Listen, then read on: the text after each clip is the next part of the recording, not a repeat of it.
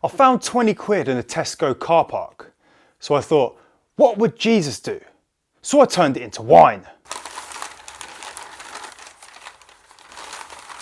That's right, welcome back to part 2 of the Tasty Thursday, the bitter truth. Let's just hope shopping hasn't ruined your week. Now, speaking of shopping, we got the food giant chirping in again to explain why we don't need sex. And it's because we're getting f***ed each and every day. Tesco issues warning. The CEO has said that the Red Sea shipping conflict could lead to inflation-hiked prices. Ah yes, the winds changed in the third moon of Jupiter, and I put my left shoe on instead of my right shoe first 44 Mondays ago.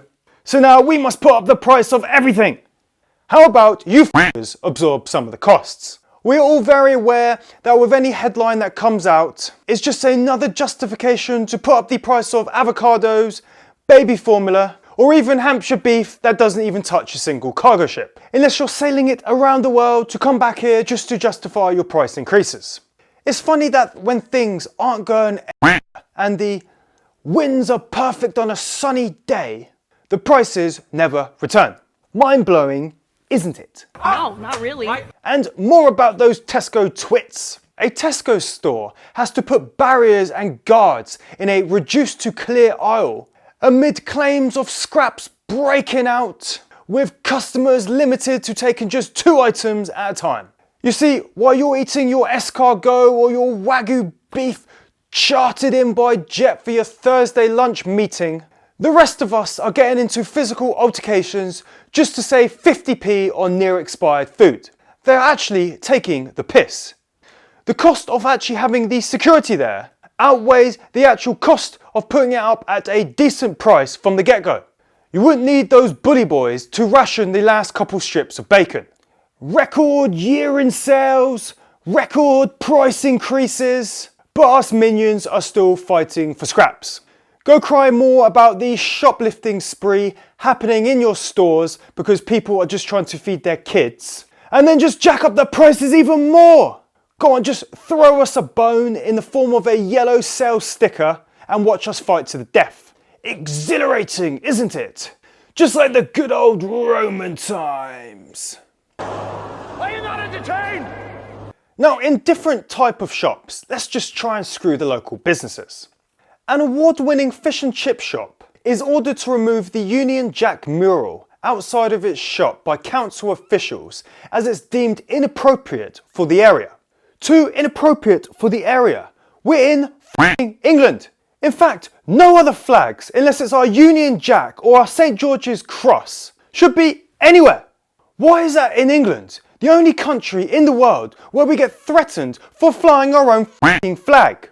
If you don't like our country, you don't like our flag, f*** right off. It's that simple. It's very funny how the woke lefty Labour Council has no problem flying Palestinian flags from their council buildings, but when a man who wasn't even born here, loves the country so much he wants to pay homage to us, tries to fly our flag, he gets into battle with these desk jockeys. Unbelievable. This is bullshit. And following on from that, just take a look at this shit. Inside Britain's first communist kebab shop, where dishes are named after Lenin and Marx, just down the road from the inappropriate patriotic chippy. So right, just down the road from the inappropriate chippy, where we can't have our Union Jack, there's not a peep from the council about this, is there? Brilliant! Let's order from the Lenin menu or the Marx menu, 2 heroes from British heritage. Just to be clear, I couldn't care if this place is open or not. I just find it frustrating that nothing is said about this. However, the moment you paint a Union Jack on the wall, you might as well start a war with the council. Unbelievable. And finally, on today's episode, woke Lloyd's Bank tells staff to stop using the word widow, despite it owning Scottish widows. Oh, you got to be fucking kidding me. Hypocrites everywhere. Yes, let's just keep changing the English language because some wet wipe is triggered by a word. They've suggested an alternative. They've suggested using the word separated instead. Well, f*** your suggestion. Separated has its own meaning and it means that they're still both alive. Lloyds and their virtue signalling are making themselves look like a complete joke. If you're that serious about it, go change your Scottish Widows brand immediately. I'm sorry to hear that your branch is now dead. No, they haven't died, we're just separated. Well, separate this. Yeah, good one. Right, so what have we learned today? Any news headline causes prices to go up everywhere. Referees are needed in Tesco for the fears of somebody bringing the smackdown. The British flag cannot be flown in the UK, but communism is okay. And Lloyds can't read their own woke room. Signing out.